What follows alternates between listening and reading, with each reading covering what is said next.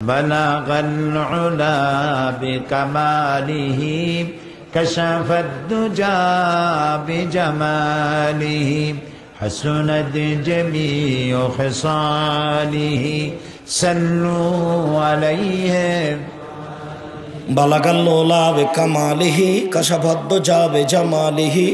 এক মৌলবী বলেছে বালাগাল উলা কিনা বলা নাকি হারাম, এর অর্থের ভিতরে নাকি শিরক আছে।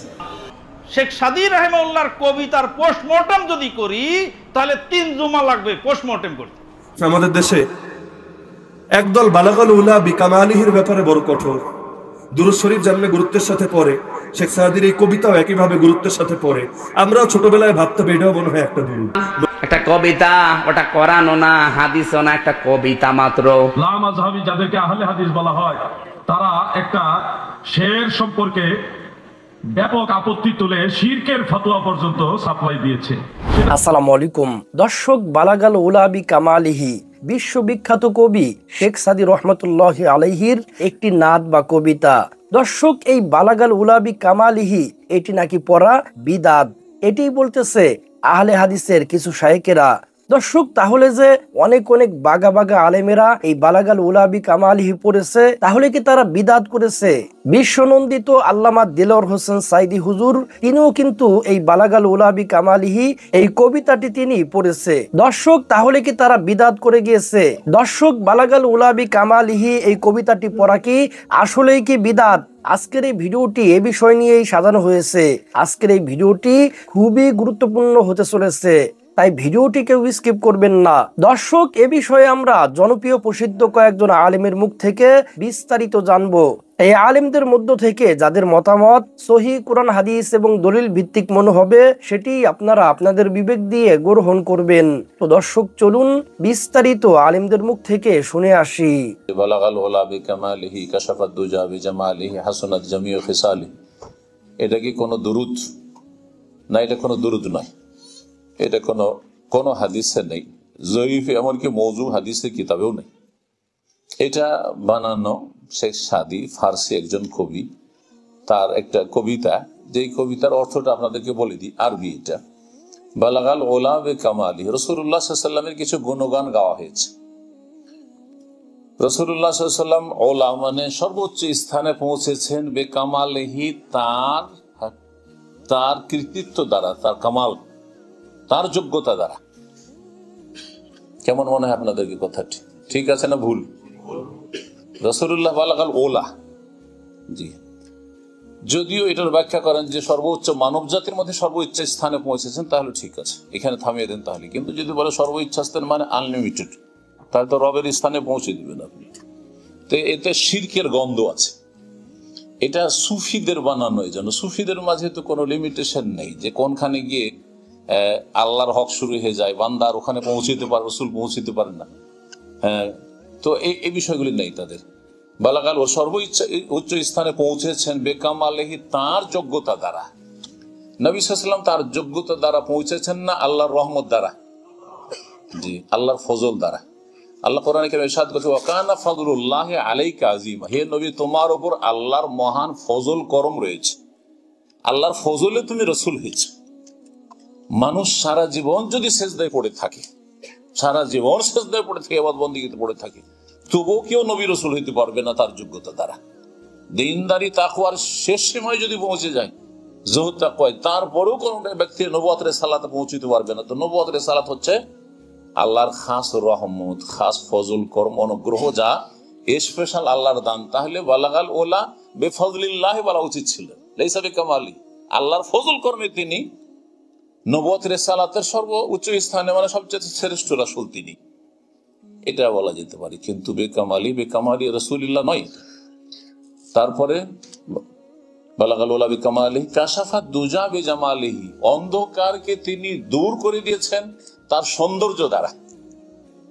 এগুলো যদি অলংকারই নেন, যে নবী সাল্লাল্লাহু আলাইহি ওয়াসাল্লাম অত্যন্ত সুন্দর ছিলেন, আর এই সৌন্দর্য শুধু শারীরিক বা সৌন্দর্য দিয়ে নয়, তার দিনের দাওয়াতের সৌন্দর্য দিয়ে অন্ধকার, মানে শিরক কুফরের অন্ধকারকে দূর করেছেন।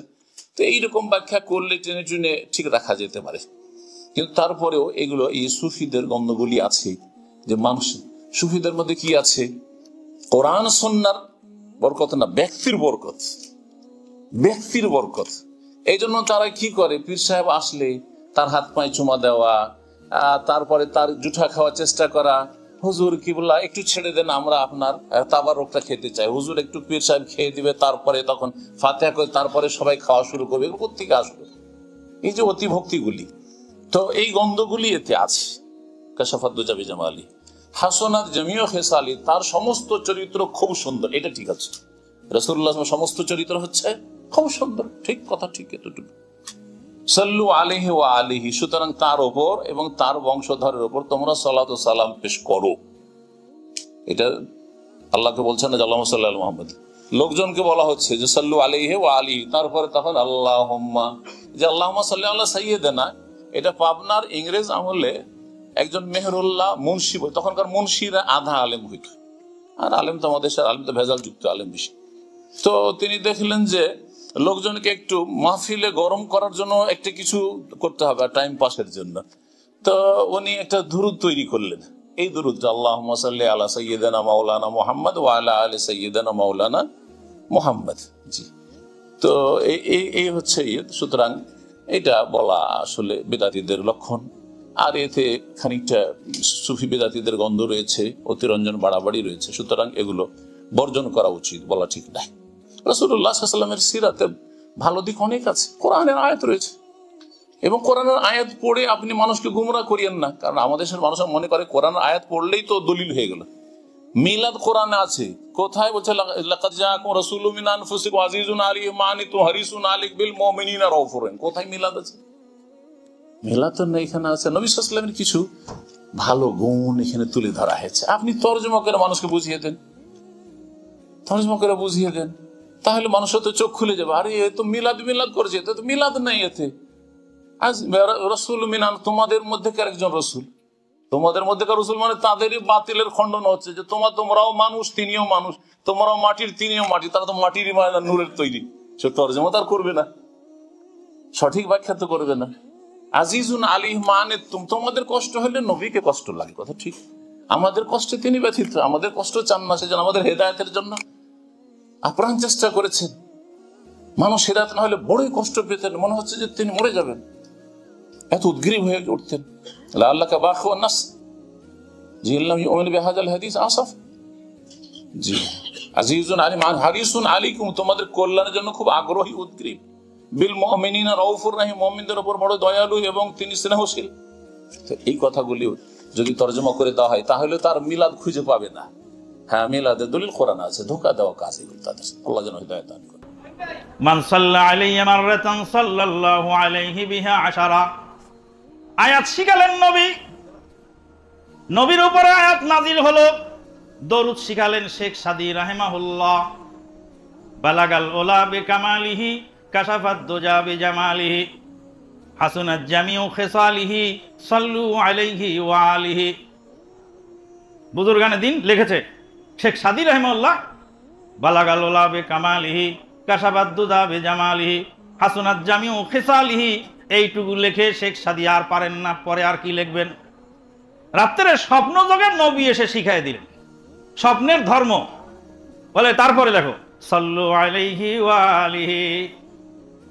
হুজুর সাহেব তো চা খেতেই ব্যস্ত। ইন্নাল্লাহা ওয়া মালাইকাতাহু ইউসাল্লুনা আলান নবী ইয়া আইয়ুহাল্লাযীনা আমানু সাল্লু আলাইহি ওয়া সাল্লিমু তাসলিমা। বালাগাল উলা বিকামালিহি।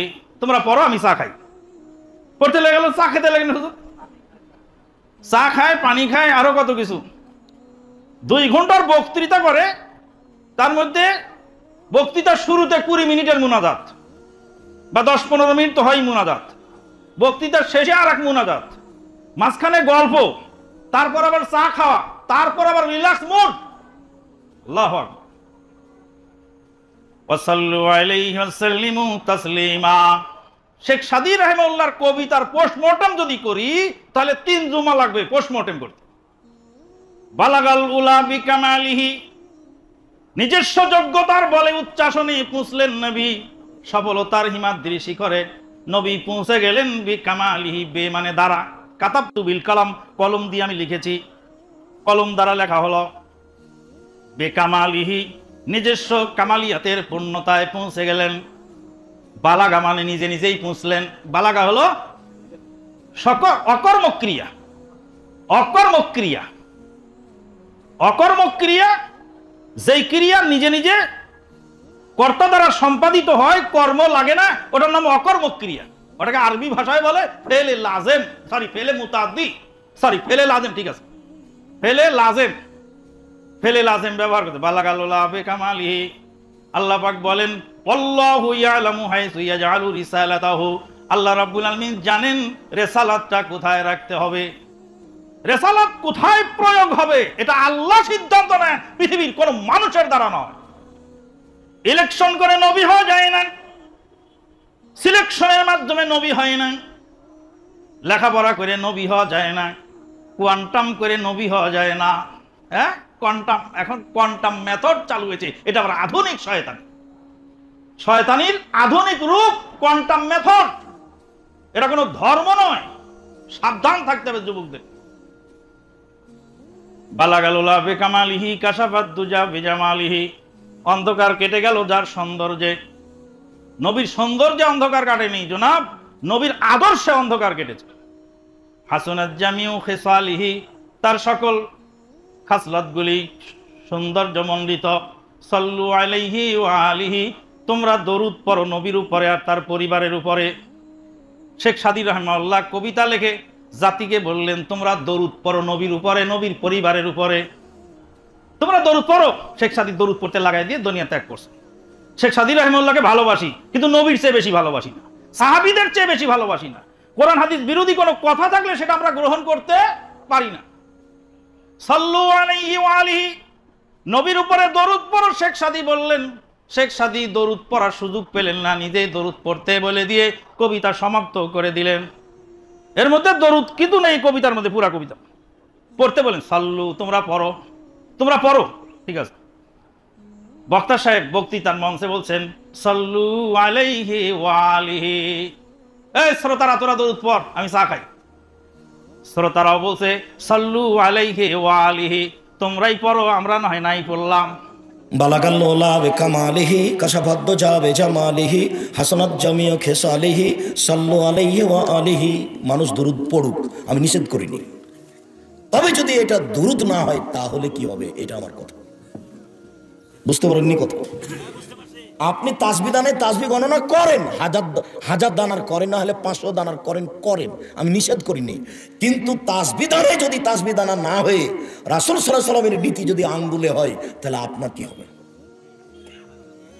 সেইটা আপনাকে আমি বলছি, আপনি করেন। রাসূল সাল্লাল্লাহু আলাইহি ওয়াসাল্লাম বলেছেন, পৃথিবীর মানুষ শোনো, আফজালুদ দুআয়ে আলহামদুলিল্লাহ, সবচেয়ে উত্তম দোয়া হচ্ছে আলহামদুলিল্লাহ। ও আফজালুয যিকরি লা ইলাহা ইল্লাল্লাহ, সবচেয়ে উত্তম জিকির হচ্ছে লা ইলাহা ইল্লাল্লাহ। এখন আপনি জিকির করছেন লা ইলাহা ইল্লাল্লাহ একবার বলছেন ইল্লাল্লাহ, একবার বলছেন আল্লাহ, একবার বলছেন হু। তাহলে লা ইলাহা ইল্লাল্লাহ তো রাসূলের দেওয়া জিকির, এখন আল্লাহ, ইল্লাল্লাহ, হু এগুলো যদি জিকির না হয় তাহলে আপনার কি হবে? আপনি করেন, আমি নিষেধ করিনি। আপনার অনুভূতিতে মানুষ হিসাবে থাকা উচিত। আপনি মাছ দিয়ে ভাত খেলে তো কাঁটা ফেলেই খান, এটুকু বুদ্ধি আছে, কাঁটা সহ খান না। আজও আপনি জমি আপনার বাজারে কিনলে 22, 62, 72 জমি জরিপ আছে কিনা, সব কিছু ঠিকঠাক আছে কিনা দেখেই কিনেন। তো আপনি জিকির করছেন সব ধরনের, যদি জিকির রাসূলের পদ্ধতিতে না হয় তাহলে আপনার কি হবে, এটা আমার কথা। আমি বলিনি আপনাকে যে আপনার থাকার জায়গা জাহান্নাম, আপনাকে আমি বলছি আপনার জিকিরটা যদি রাসূলের না হয় তাহলে আপনার কি হবে।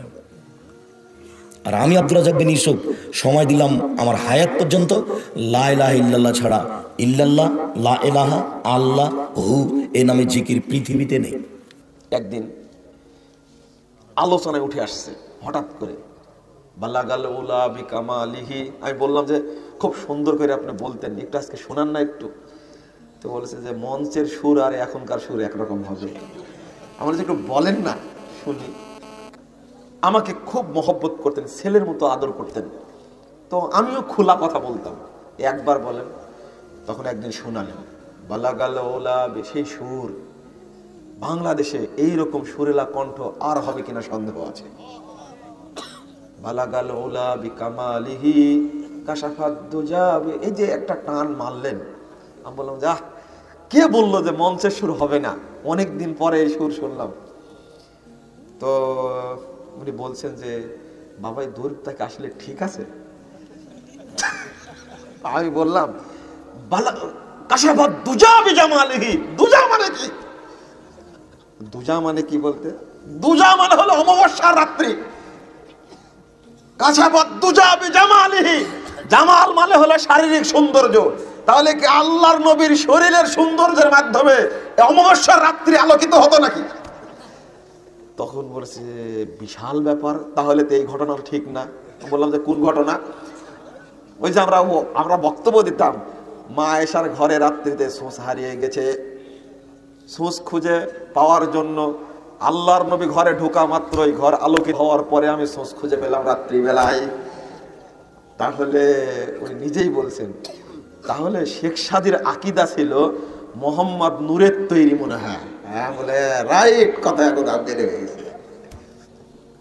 দেখেন, তখন বললেন যে তোমরা এত নিগুড় বিশ্লেষণ করো। আমাদের বিশ্লেষণ করার দরকার নাই তো, দুজা মানে কি আর জামাল মানে কি এটা বললেই তো হয়ে যায়। শেখ সাদির আকিদা ছিল মোহাম্মদ সাল্লাল্লাহু আলাইহি ওয়াসাল্লাম নূরের তৈরি, তাই এই কবিতা লিখেছে। আমার জন্য এই কবিতা জায়েজ নয়। আমি বলতে গেলেই, এই ধরতে গেলে কেন এই দরুদ পড়বো? কি চমৎকার দরুদ! আল্লাহুম্মা সাল্লি আলা মুহাম্মাদ ওয়া আলা আলি মুহাম্মাদ কামা সাল্লাইতা আলা ইব্রাহিম ওয়া আলা আলি ইব্রাহিম ইন্নাকা হামিদুম মাজিদ। আল্লাহুম্মা বারিক আলা মুহাম্মাদ ওয়া আলা আলি মুহাম্মাদ কামা বারাকতা আলা ইব্রাহিম ওয়া আলা আলি ইব্রাহিম ইন্নাকা হামিদুম মাজিদ। পৃথিবীর সর্বশ্রেষ্ঠ মানুষ, সর্বশ্রেষ্ঠ ওহী আসছেন, সর্বশেষ ওহী আসছেন সেই মহামানব মুহাম্মদুর রাসূলুল্লাহ সাল্লাল্লাহু আলাইহি ওয়াসাল্লাম এই দরুদ পড়তে বলেছেন। সেই দরুদ বাদ দিয়ে পৃথিবীর কোনো হুম রাসূলুল্লাহ দরুদ কাটতে পারে না। একটা কবিতা, ওটা কোরআনও না হাদিসও না, একটা কবিতা মাত্র। কিন্তু আমি যতদূর জানি পৃথিবীতে এখন প্রায় 228টা রাষ্ট্র আছে, কম বেশি মুসলমান প্রায় রাষ্ট্রে আছে। 53টা তো মুসলমান রাষ্ট্রই। এই যতগুলো মুসলমান প্রায় মানুষ জানে, আর পরেও এটা আদর দিয়ে, মহব্বত দিয়ে, ভক্তি দিয়ে বালাগাল উলা বিকামালিহি। এটা কিন্তু কোরআনের আয়াত না, হাদিসও না, একটা কবিতা। এটা কি লিখেছে? শেখ সাদি রহমতুল্লাহ আলাইহি। এই লোকটা 120 বছর দুনিয়ায় বেঁচে ছিলেন। 30 বছর একাধারে কোরআন হাদিস গবেষণা করেছে, একাধারে 30 বছর। এরপরে 30টা বছর কর্মজীবনে কাটিয়েছে বিভিন্ন জায়গায়। এরপরে 30 বছর ভ্রমণ করেছে পৃথিবীর বিভিন্ন দেশে। জীবনের বাকি শেষ বয়সে 30টা বছর 2টা কিতাব মাত্র লিখেছে, একটা গুলিস্থা আর একটা বস্তা। বয়স ছিল 120 বছর। 30 বছর গেছে লেখাপড়ায়, 30 বছর গেছে পরিশ্রম করতে, 30 বছর গেছে ভ্রমণে, আর 30 বছর এই 2টা বই লিখেছে। তার লিখিত অনেক বই আছে, ওসব বইয়ের নাম অনেকে আমরা জানি না। কিন্তু এখানে যারা আলেম আছে, অন্তত গুলিস্থা আর বস্তা এই 2টা কিতাব এখন বিখ্যাত, আমরা অনেকেই জানি। এর ভেতরে সবচেয়ে বেশি প্রসিদ্ধ এই যে বালাগাল উলা বিকামালিহি, এই চরণগুলো। মানে তাহাজ্জুদের নামাজ আদায় করে যাই নামাজে বসে নবীজির নামে চিন্তা করলেন, কত কিছু দুনিয়ায় লিখলাম, কিন্তু বিশ্ব নবীর নামে আমি কিছু লিখতে পারলাম না। আজকে নবীর নামে আমি কিছু লিখবো। লেখা শুরু করলেন, বালাগাল উলা বিকামালিহি কাশাফাত দুজা বিজামালিহি হাসানাত জামিউ খিসালিহি। 4th নাম্বার লাইন আর তার মনে আসে না। চিন্তা করলেন, দুনিয়ায় এত কিছু লিখলাম, কোনদিন আমার কলম থেমে গেল না, কিন্তু আজকে নবীর নামে লিখতে যে আমার কলমটাই বন্ধ হয়ে গেল। তাহাজ্জুদের নামাজ তার পরের দিন আবার আদায় করলেন। যাই নামাজে ঘুমিয়ে গেছেন, স্বপ্নের ভেতরে বিশ্বনবী এসে ডাক দিয়েছে, সাদি কিসের চিন্তা করো? শেখ সাদি বলে, হে রাসূল, দুনিয়ায় কত কিছু লিখেছি, কোনদিন আমার কলম থেমে যায়নি। আজকে আপনার নামে আমি কিছু লিখতে গেলাম, দেখে আমার কলম থেমে গেল, আর কিছু মনে আসে না। নবীজি বলেন, কি পড়েছো, লিখেছো, শোনাও দেখি। স্বপ্নের ভেতরে হযরতে শেখ সাদি নবীকে শোনালেন ওই 3টা লাইন। বিশ্বনবী নিজের কানে এই 3টা লাইন শোনার পরে বলেন, সাদি চতুর্থ নম্বর লাইন তুমি লিখে নাও, আমি নবী নিজে বানিয়ে দিলাম, সাল্লু আলাইহি ওয়া আলিহি। জোরে বলেন আল্লাহু আকবার। এই লোকটা চিরন্তন হয়ে গেছে মাত্র এই কবিতা লেখার কারণে। কোরআন অথবা হাদিসে বালাগাল উলা আছে কিনা থাকলে জানাবেন, এবং আমি এর অর্থটা জানতে চাই। বালাগাল উলা বিকামালিহি, নবী করিম সাল্লাল্লাহু আলাইহি ওয়াসাল্লাম বলা হয় যে তিনি অনেক উচ্চ আসনে আসীন হয়ে গেছেন, অনেক উপরে তার মর্যাদা উঠে গেছে। আর যে কামাল এবং পূর্ণতা, এই কামাল এবং পূর্ণতা সহকারে কাশাফাত দুজা বিজামালিহি, তিনি পৃথিবীকে আলোকিত করেছেন তার আলো দ্বারা। হাসুনাত জামিউ খিসালিহি, তার সকল ভালো ভালো বৈশিষ্ট্য এবং খাসলত চরিত্র মাধুর্যগুলো ভালো। সাল্লু আলাইহি ওয়া আলিহি, তোমরা সবাই তার প্রতি দরুদ করো এবং তার সাহাবীদের প্রতি দরুদ পাঠ করো। এই বালাগা উলা বিকামালি, এটা নবী সাল্লাল্লাহু আলাইহি ওয়াসাল্লামের প্রশংসায় বানানো কবিতা মালা। এটা কোনো কোরআন হাদিসে বর্ণিত হয়নি। অনেকে এটা নিয়ে আপত্তি দিলেন যে বিকামালিহি, নবীজি নিজের কামাল দ্বারা, নিজের পূর্ণতা দিয়ে কিভাবে পূর্ণ হলেন? তিনি তো আল্লাহ তাকে পূর্ণতা করেছেন, তাই হয়েছে। হ্যাঁ, কথা সেটা যে আল্লাহই পূর্ণ করেছেন, কিন্তু বিকামালি মানে এই না সব সময় যে তিনি তার পূর্ণতা দিয়ে নিজে নিজে পূর্ণ হয়েছেন।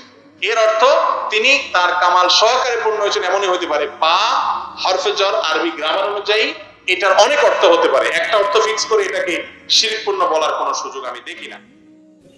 এক মৌলবী বলেছে বালাগাল উলা কিনা বলা নাকি হারাম, এর অর্থের ভিতরে নাকি শিরক। বালাগাল উলা বিকামালিহি অর্থ কি, এটি তো সে বলতে পারবে না। হ্যাঁ, সারা দুনিয়ার মানুষ শেখ সাদি রহমতুল্লাহর এই কবিতা আল্লাহর হাবিবের শানে পড়তেছে, কেউ হারাম পাইল না। এরা এই আহলে হাদিস, এই কিছু বক্তা খুচরা, এরা বলে এটা পড়া হারাম, এদের কথার কোনো ভিত্তি নেই। আমাদের দেশে একদল বালাগাল উলা বিকামালিহির ব্যাপারে বড় কঠোর। দুরূদ শরীফ জানলে গুরুত্বের সাথে পড়ে, শেখ সাদির এই কবিতাও একইভাবে গুরুত্বের সাথে পড়ে। আমরাও ছোটবেলায় ভাবতাম এটাও মনে হয় একটা দুরূদ, নবী শিখায়া গেছেন, পড়লে সওয়াব হয়, এই জন্য পড়তে হয়। এক দুরুদে যেমন 10 নেকি, বালাগাল উলায় মনে হয় 10 না হইলেও 5 অন্তত হবে, এইরকম এই টাইপের কিছু। তো অনেকে খুব গুরুত্বের সঙ্গে এটা পড়ে। বিপরীতে আরেক দল, গায়রে মুকাল্লিদদের একটা দল, তারা বলে যারা এটা পড়বে আরে মুশরিক। বলে না, এমন এমন জিনিস দিয়ে মুশরিক কয়, মাঝে মধ্যে মাথা ঘুরায়, মাথায় ধরে। তাদের এক শায়েখ বলল, হুসাইন আহমদ মাদানী রহমতুল্লাহ আলাইহি, শাইখুল আরবি ওয়াল আজম, তিনি ডালিম গাছের নিচে বসে হাদিসের 10 দিয়েছেন, তাই তিনি মুশরিক। যদিও ডালিম গাছের নিচে বসে 10 দিয়েছেন হুসাইন আহমদ মাদানী না, এটা তারও বহু আগের কথা। মোল্লা মাহমুদ 10 দিয়েছেন, আর শাইখুল হিন্দ মাহমুদ হাসান দেওবন্দি 10 নিয়েছেন, ক্লাস করেছেন। সেই শাইখুল হিন্দের ছাত্র হলো শাইখুল আরবি ওয়াল আজম হুসাইন আহমদ মাদানী। এরা তো বহু পরের লোক, তখন ডালিম গাছের নিচে ক্লাস হতো না, তখন আল্লাহ ঘর দিয়েই দিয়েছিলেন। তো যখন হয়েছিল শুরুতে, ব্যাক করলে ভেবেছে যে হুজুররা মনে হয় এই ডালিম গাছরে একটা বিশেষ শক্তির অধিকারী মনে করত। ওই গাছ পূজারীরা যেমন গাছের তলায় গিয়া এটা থেকে বিভিন্ন ফায়দা নেওয়ার জন্য তন্ত্রমন্ত্র পড়ে, তো মোল্লা মাহমুদ আর শাইখুল হিন্দ মাহমুদ এই গাছ থেকে ফায়দা নেওয়ার জন্য গাছের ব্যাপারে শিরকি আকীদা রেখে সেখানে মনে হয় গিয়েছিল। কিন্তু বেচারা জানে না, তোমার তো এত বিশাল বিল্ডিং এ মাদ্রাসা চলে, কিন্তু সেই জামানায় বিল্ডিং বলতে কিছু ছিল না। এখন মাথার উপর রোদ নিয়ে ক্লাস করবেন, ভারতের রোদ, উত্তর প্রদেশের রোদ আর আপনার বাংলাদেশের রোদ এক না। যারা গিয়েছেন তারা জানেন। তো গ্রীষ্মের মৌসুমে কিভাবে সম্ভব একেবারে সেই তাপের নিচে বসে ক্লাস করবেন? তো ছায়ার জন্য সেখানে গিয়েছেন, কারণ মাথার উপর টিনও ছিল না, পাকা বিল্ডিংও ছিল না। তো কেমনে মুশরিক হয়ে গেলেন? তাহলে বিপদে পড়লে তো আপনিও কোনো গাছের ছায়ায় বসতে পারবেন না, মুশরিক হয়ে যাবেন। বালাগাল উলা বিকামালিহি কেন শিরিক? কারণ অর্থের কারণে শিরিক। আচ্ছা, অর্থ কি? বালাগা মানে পৌঁছেছেন। কে পৌঁছেছেন? আল্লাহ রাসূল সাল্লাল্লাহু আলাইহি ওয়াসাল্লাম। আল উলা মানে সুউচ্চ মর্যাদায়, বিকামালিহি মানে তার পরিপূর্ণতার দ্বারা, তার কামালিয়াতের দ্বারা, তার পূর্ণাঙ্গ গুণাবলীর দ্বারা। কাশাফাত দুজা বিজামালিহি, তিনি তার সৌন্দর্যের দ্বারা সব অন্ধকারকে আলোকিত করে তুলেছেন, অন্ধকারকে উন্মোচিত করে দিয়েছেন। হাসুনাত জামিউ খিসালিহি, তার সব চরিত্রই সুন্দর, সব গুণই সুন্দর। সাল্লু আলাইহি ওয়া আলিহি, তোমরা দুরূদ পড়ো তার উপর এবং দুরূদ পড়ো তার আহলে বাইতের উপর। তো বলবে শিরিক হলো কেমনে? সেই যে নবী নিজের কামালের দ্বারা উচ্চ মর্যাদায় কেমনে পৌঁছলেন? আরে আল্লাহ না পৌঁছায়, নবী আবার পৌঁছে কেমনে? কি যুক্তি? আমি নিজে একবার শিকার হয়েছে। একজনকে বললাম সালাম শেষে, কেমন আছেন ভাই? বললো ইন্না লিল্লাহ। হুজুর আপনি ওই শিরকি বাক্য বলেন? আমি পড়লাম আসমান থেকে। শিরকি বাক্য হলো কেমনে?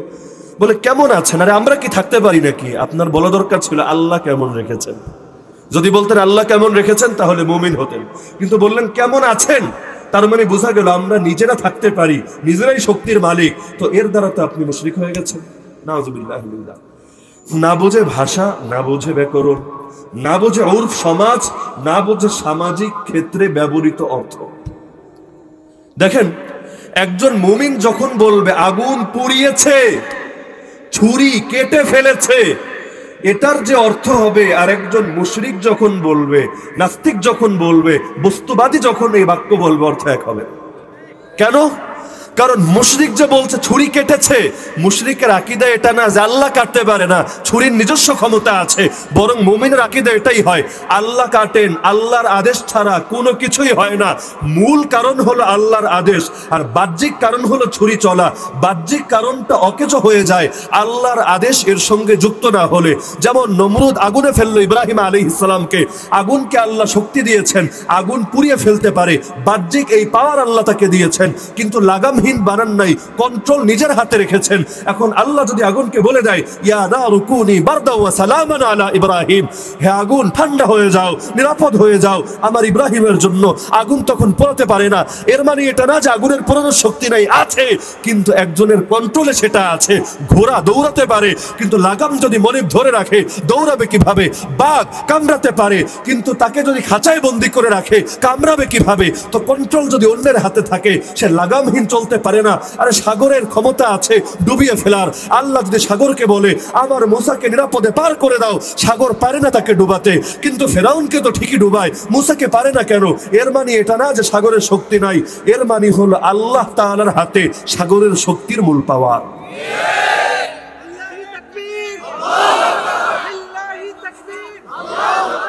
উসুলে ফিকহের ভাষায় একটাকে বলে সাবাবে হাকিকি, একটাকে বলে সাবাবে জাহিরি। সাবাবে হাকিকি মানে মূল কজ, মূল কারণ। মূল কারণ হলো আল্লাহর আদেশ। সব জিনিসের মূল কারণ কি? আরে মূল কারণ কি? আল্লাহর আদেশ। আর একটা হলো বাহ্যিক কারণ। বাহ্যিক কারণ, আমি আপনাকে চর মেরেছি, আপনি ব্যথা পেয়েছেন, বাহ্যিক কারণ। এখন দেখেন, বাহ্যিক কারণকে যদি স্বীকার না করেন, দুনিয়ায় কোনো খুনির বিচার করতে পারবেন না। বলবেন কেন? মনে করেন একজন আপনাকে মেরে ফেললো, কাফেররা মারে না আমাদেরকে? আফগানিস্তানে মারে, ইরাকে মারে, কাশ্মীরে মারে, সিরিয়ায় মারে, আরাকানে মারে, উইঘুরে মারে, মারে আর মারে খালি। তো যদি এই বাস্তবতা না মানেন, কাফেরেরও বিচার করতে পারবেন না, কাফেরের বিরুদ্ধেও জিহাদ করতে পারবেন না। কেন? আপনি বলবেন ভাই যখন মরার তখনই তো মরে, মানুষের মৃত্যু আগায়ও না পিছায়ও না, অকাল মৃত্যু বলতে কিছু নাই, ওর কপালে মরণ লেখা ছিল, এখনো তো মরবেই। আল্লাহ এভাবেই মৃত্যু লিখে রেখেছেন যে ওই শহরে কোপায়া মারবে, ধর্ষণ করে করে মারবে, আগুনে পুড়িয়ে মারবে, তাই এমনটা হয়েছে। তো এখন বিচার করলে তা আল্লাহর করতে হবে, তার কেন করবা? নাউযুবিল্লাহ। পাগলামি কথা না? পাগলামি কথা কিনা? আরে বেটা, মূল শক্তি আল্লাহর, কিন্তু আল্লাহ তোরে শক্তি দিয়েছে তোরে পরীক্ষা করার জন্য। এরপর আল্লাহ তোরে একটা কাজে বাধ্য করে নাই, তোরে স্বাধীনতা দিয়েছে। চাইলে এই শক্তিকে কাজে লাগিয়ে ভালোটাও করতে পারবি, চাইলে এই শক্তিকে কাজে লাগিয়ে খারাপটাও করতে পারবি। আল্লাহ তোকে দুনিয়ায় পাঠিয়েছে পরীক্ষা করার জন্য। সূরাতুল মুলক আয়াত নম্বর 2। আল্লাহ দুনিয়াতে পাঠিয়েছেন, হায়াত মত সৃষ্টি করেছেন পরীক্ষা করার জন্য। এখন পরীক্ষা করতে অন্তত দুইটা অপশন তো দেওয়া লাগবে। অপশনে যদি একটা থাকে পরীক্ষা হবে? দুনিয়া আসার অর্থ কি থাকবে? অপশন কয়টা লাগবে? ওয়াহাদাইনাহুন নাজদাইন, সূরাতুল বালাদ 30 নম্বর পারা আল্লাহ জানাচ্ছেন আমি বান্দাকে দুইটা পথ দেখিয়েছি, এক পথ ভালোর পথ, এক পথ খারাপের পথ। কোনটা ভালো কোনটা খারাপ বোঝার জন্য আকল দিয়েছি, জ্ঞান দিয়েছি। যে গরু বাছুর শুয়োর কুত্তারে দেই নাই, এই কারণে ওর বিচার আমি আল্লাহ করব না। আমি আল্লাহ ওদেরকে দিয়ে জান্নাত জাহান্নাম ভরবো না। হ্যাঁ, ওদেরকেও জুলুম করলে সেটার শাস্তি হবে, কিন্তু জান্নাত জাহান্নামের মালিক ওরা হবে না। কিন্তু বান্দা তোর সামনে জান্নাত আছে, তোর সামনে জাহান্নাম আছে, কারণ আমি আল্লাহ তোকে সৃষ্টি করেছি, সব আমার আদেশেই হয়, এটা ঠিক। কিন্তু দুনিয়ায় আমি তোকে স্বাধীনতা দিয়েছি, তুই নিজের ইচ্ছার দ্বারা হয়তো ভালোটা করবি, না হলে খারাপটা করবি। ভালোটা করলে তুই তোর ইচ্ছা দ্বারা যেহেতু ভালোটা নিয়েছিস, তাই তোরে জান্নাত দিব। আর খারাপটা করলে যেহেতু তোর ইচ্ছা দ্বারা খারাপটা গ্রহণ করেছিস, তাই জাহান্নামে ফেলবি। তো এখন শেখ সাদি তো কোনো কাফের না, মুসলমান, সাধারণ মুসলমান না, বুজুর্গ মুসলমান। সে যখন বলবে যে নবী নিজের কামাল দ্বারা পূর্ণতায় পৌঁছিয়েছেন, অর্থ এটাই হবে যে আল্লাহ প্রদত্ত কামাল দ্বারাই তিনি পূর্ণতায় পৌঁছেছেন। আমি হাত দ্বারা তোমাকে মেরেছি, এর মানে এটা না যে আমার হাতের শক্তিতে বিশ্বাসী, আল্লাহ শক্তিতে বিশ্বাসী না। বরং মুমিন যখন এই কথা বলবে, অর্থ এটাই হবে মূল শক্তি আল্লাহর, মূল কারণ আল্লাহর আদেশ, বাহ্যিক কারণ আমার হাত। তা আমি তোরে হাত দিয়ে মেরেছি, এই কথা বললেও তো মুশরিক হব, এটা না মানবে। কলম দিয়ে লিখেছি, মুশরিক হয়ে যাব? হবেন না? বলেন না, হবেন কিনা? কিন্তু যদি মূল বিষয়টা বোঝেন হবেন না। আকীদার কিতাব এগুলো নিয়ে আলোচনা আছে, পড়ে না তো আকীদার কিতাব। কয়জন পড়ে আকীদার কিতাব? আর ছোট্ট একটা রিসালা পড়ে এইভাবে আকীদা শিখে উল্টে ফেলেছি। আরে আকীদা তোর এতগুলা, পড়বি এতখানি, এরপর হুজুরদের উপরে মাস্তানি দেখাবি, খালি নিজেই ফতোয়া দেওয়া শুরু করবি, অথচ সূরা ফাতিহাটা এখনো শুদ্ধ করে শিখলি না। দুনিয়া থাকবেটা কি? আবেগ দিয়ে ইসলাম চলে নাকি? আবেগ দিয়ে ইসলাম চলে? আল্লামা সাদি রাহমাতুল্লাহি আলাইহি পারস্যের যথেষ্ট একজন বড় আল্লাহওয়ালা, যিনি ইন্তেকালের পর স্বপ্ন যুগে একজনে জিজ্ঞাসা করলেন কবরের কি হালাত। শায়েখ সাদি বলেন আল্লাহ পাক আমাকে মাফ করে দিয়েছেন। কিসের কারণে, কোন আমলে? বলে আমি নবীজির রওজা মোবারকের মধ্যে দাঁড়াইয়া নবীর শানে আমি নাতে রাসূল পড়েছিলাম। আমার নবীর রওজার কিনারায় যে নাত পড়েছি, আল্লাহ পাক ওই নাতের উপরে খুশি হইয়া আমাকে মাফ করে দিয়েছে। শুধু খুশি আল্লাহ হয় নাই, আজকে গোটা মুসলমানের জবানেও সেই নাত চলতেছে। বালাগুল উলা বিকামালিহি কাশাফাত দুজা বিজামালিহি হাসনাতু জামিউ খিসালিহি সাল্লু আলাইহি ওয়া আলিহি বালাগাল উলা বিকামালিহি বালাগাল উলা বিকামালিহি কাশাফাত দুজা বিজামালিহি হাসনাতু জামিউ খিসালিহি সাল্লু আলাইহি ওয়া আলিহি বালাগাল উলা বিকামালিহি। লামাযহাবী যাদেরকে আহলে হাদিস বলা হয়, তারা একটা শের সম্পর্কে ব্যাপক আপত্তি তুলে শিরকের ফতোয়া পর্যন্ত সাপ্লাই দিয়েছে। সেটা হলো আমরা সবাই পড়ে থাকি, বালাগাল উলা বিকামালিহি কাশাফাত দুজা বিজামালিহি হাসনাত জামিউ খিসালিহি সাল্লাল্লাহু আলাইহি ওয়া আলিহি। এই যে শের, এটার অর্থ হলো বালাগাল উলা বিকামালিহি, আমার নবীজি সম্পর্কে সারা পৃথিবীর বিখ্যাত দার্শনিক আল্লাহর ওলি হযরত শেখ সাদি রাহমাতুল্লাহ আলাইহি তিনি লিখেছেন। এটা অর্থ হলো বালাগাল উলা বিকামালিহি, যিনি নিজের কামালিয়াত, আল্লাহ প্রদত্ত যে নিজের কামালিয়াত বা যোগ্যতা, এই যোগ্যতার মাধ্যমে সর্বোচ্চ মাকামে পৌঁছেছেন। সুবহানাল্লাহ। কাশাফাত দুজা বিজামালিহি, সমস্ত অন্ধকার, সমস্ত কালিমা, সমস্ত কুফর শিরক, যার সৌন্দর্যে, যার হেদায়েতের আলোর মাধ্যমে, যার আগমনে সব অন্ধকার দূর হয়ে গেছে। সুবহানাল্লাহ। হাসনাত জামিউ খিসালিহি, যার প্রতিটা চরিত্র খাসলত মুবারক, খিসাল খাসলত মুবারক, যার প্রতিটা খাসলত মুবারক হলো সবচেয়ে বেশি সুন্দর। এই তিনটা লাইন তিনি লিখেছিলেন। লেখার পরে 4 নম্বর লাইনটা কি লিখবে এটা ওনার মাথায় ধরতেছে না, এটা একটা ওয়াকিয়া। তো সেই চিন্তা করতে করতে হযরতে শেখ সাদি রাহমাতুল্লাহ আলাইহি ঘুমিয়ে গেলেন। ঘুমের মধ্যে স্বপ্নে যোগে দেখে রহমতের নবী, আমার দয়াল নবী শেখ সাদির ঘরে হাজির হয়ে গেছে। আল্লাহর হাবিব এসে বলে, শেখ সাদি রে,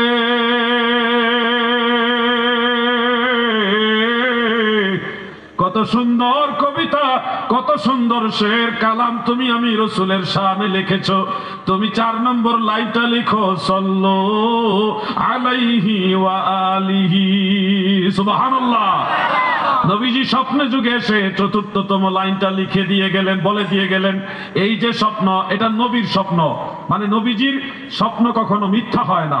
সহিহ বুখারী, সুনান ইবনে মাজাহ শরীফ, অন্যান্য কিতাবে রয়েছে। দয়াল নবীজি বলেন, মান রাআনি ফিল মানামে ফাকাদ রাআল হক, যে ব্যক্তি স্বপ্নে আমি রাসূলকে দেখবে সেজন্য সত্যি আমাকে দেখলো। অথবা আরেক হাদিসে আছে, মান রাআনি ফিল মানামে, সে যে ব্যক্তি আমাকে স্বপ্নে যোগে দেখবে, ফাসায়ারানি ফিল ইয়াকজা, সে অচিরেই জাগ্রত অবস্থায় আমি রাসূলকে দেখবে। সুবহানাল্লাহ। তাহলে নবীজির স্বপ্ন কখনো মিথ্যা হয় না। এই কবিতাটা, এই শেরটা আহলে হাদিসের কিছু নালায়েক গোস্তাকে রাসূল, তারা এটা পছন্দ করতে রাজি না। এটার উপরে শিরকের ফতোয়া সাপ্লাই দিয়েছে। বলতেছে এই কবিতা নাকি শিরক, নাউজুবিল্লাহি মিন যালিক। জিহালত কত নিচু হলে তারা এটাকে শিরক বলে আখ্যায়িত করতে পারে। জাহেল লামাযহাবীদেরকে বলছি, শোনো, নবীজির সম্মান শুনলেই তোমাদের চেহারা কালো হয়ে যায়। তারা এখানে গ্রামার দেখায়, গ্রামার দেখাইতে গিয়েও তো তোমরা নিজেদের মূর্খতার পরিচয় দিয়েছো। এখানে বালাগা এটা হলো ফেলে লাজেম, ঠিক আছে, কিন্তু ফেলে লাজেম আসলেই শিরক ফতোয়া দেওয়াটা একেবারে নিম্নমানের জিহালত, একেবারে একটা থার্ড ক্লাস জিহালত না, আরো নিচের মানের একেবারে জিহালত। বালাগা শব্দটা ফেলে লাজেম, ঠিক আছে, ফেলে মুতাআদ্দি নয়। এই শব্দটা আসলেই যদি তুমি বলে দাও যে এটা শিরক, যে বালাগাল উলা বি কামালিহি, নবীজি তিনার নিজের কামালিয়াত দ্বারা সর্বোচ্চ সম্মানের স্থানে পৌঁছেছেন, এই বালাগা পৌঁছেছেন। এই বালাগার পিছনে আল্লাহর কথা আসলো না কেন? এই জন্য শিরক হয়ে গেল। নবীজি নিজের যোগ্যতায় পৌঁছে গেলেন, আল্লাহ পৌঁছাইলেন না, এই কথা আসলো না কেন? শিরক হয়ে গেল। আরে মূর্খের দল, তোমাদের মতো টাটকা মূর্খ আসমানের নিচে জমিনের উপর আর কেউ আছে বলে মনে হয় না। ফেলে লাজেম হিসেবে তুমি দেখো, কোরআনের বহু আয়াত আছে, আমাদের আলেম ভাইরা সবাই এটা জানেন, আপনারা অনেকে জানেন। হযরত ইব্রাহিম আলাইহিস সালাম নিজের ছেলে ইসমাইলকে কুরবানি দেওয়ার জন্য যখন মিনা প্রান্তরের উদ্দেশ্যে নিয়ে রওনা দিবেন, এই ঘটনাটা কোরআনে সূরাতুস সাফফাতের মধ্যে উল্লেখ আছে। সেখানে উল্লেখ আছে ফালাম্মা বালাগা মাহু সাইয়া, ফালাম্মা বালাগা, এই বালাগা ফেলে লাজেম। যখন ইসমাইল পৌঁছলো, কোথায় পৌঁছলো? যে বিচরণ করা, ইব্রাহিম নবীর সাথে বিচরণ করে চলমান অবস্থায় চলার মতো বয়সে যখন সে পৌঁছলো, এখানে ফালাম্মা বালাগা মাহু সাইয়া, এই যে বালাগা শব্দটা এসেছে, ইসমাইল যখন পৌঁছলো, এখন এখানে তো আর বলা হয়নি আমি আল্লাহ যখন ইসমাইলকে ওই বয়সে পৌঁছাইলাম, আল্লাহ কিন্তু ওইভাবে বলেনি, ফেলে লাজেম শব্দটাই ব্যবহার করেছেন ইসমাইলের ব্যাপারে। ফালাম্মা বালাগা, যখন সে পৌঁছলো, তাহলে আপনি যদি নবীজির ব্যাপারে বালাগাল উলা বি কামালিহি, এই বালাগা শব্দ নবীর ব্যাপারে বলাতে শিরকের ফতোয়া দেন, তাহলে এই ফতোয়াটা এখন ডাইরেক্ট আল্লাহর বিরুদ্ধে লাগাই দিব, আল্লাহ শিরক করছে, নাউজুবিল্লাহি মিন যালিক। কারণ আল্লাহ তো নিজেই বালাগা শব্দ ব্যবহার করছে। আল্লাহ নিজে বলেছে, এরকম একটা না বহু আয়াত আছে কোরআন শরীফে। এই জাহেলগুলি, আসল বিষয়টা হলো গ্রামারেও সমস্যা না, কোরআনেও সমস্যা না, ওই শের ওই কবিতার মধ্যেও কোনো সমস্যা না। সমস্যা হলো তাদের ঈমানের মধ্যে। তারা নবীর সম্মান শুনলে পছন্দ করে না, নবীর ইজ্জতকে মেনে নিতে পারে না, ঠিক না বেটা? এগুলি নবীর দুশমন, গুস্তাখে রাসূল। আল্লাহ তাদেরকে হেদায়েত দান করে। বলেন আমি। আপনি যদি বলেন আমি খাচ্ছি, আমি খাচ্ছি, এই শিরক হয়ে যাবে? তা এখানে আমি খাচ্ছি, আমি হাসছি, আমি যাচ্ছি, এগুলি তো বললে শিরক হবে। যারা বলে এটা পাগল ছাড়া কে বলতে পারে না। আমি খাচ্ছি, আমি হাসছি, আমি যাচ্ছি, এই কথাগুলি বললে শিরক হয়ে যাবে, ফেলে লাজেম আসলে শিরক হয়ে যায়, এগুলি পাগল ছাড়া কেউ বলতে পারে না। এজন্য আমি বলি লামাযহাবীর একটা ভয়ঙ্কর ফিতনা, কাদিয়ানীদের চাইতে আরো ভয়ঙ্কর ফিতনা হলো আহলে হাদিস। এরা মানুষের ঈমানও নষ্ট করে, আমলও নষ্ট করে। এদেরকে বলা হয় নাপিত মার্কা ফিতনাবাজ, নাপিত মার্কা। আল্লাহ তাদের ফিতনা থেকে আমাদের হেফাজত করে। বলে না আমি। আমরা নবীজির সম্মান পছন্দ করিনি, সবাই বলেন করেন, তাহলে পড়েন বালাগাল উলা বিকামালি হাসনাত জামিউ খিসালিহি সাল্লাল্লাহু। দর্শক, আশা করি সম্পূর্ণ ভিডিওটি দেখেছেন।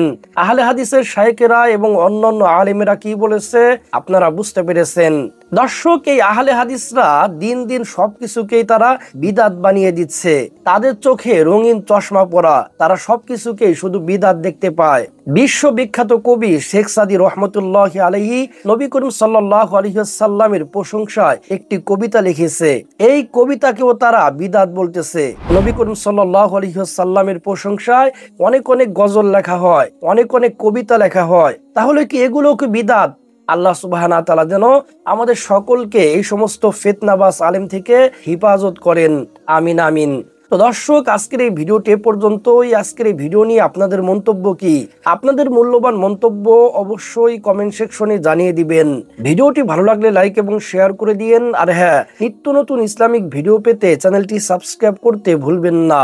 ভালো থাকুন, সুস্থ থাকুন, এই দোয়া রইল। বেঁচে থাকলে দেখা হবে পরের ভিডিওতে। আল্লাহ হাফেজ।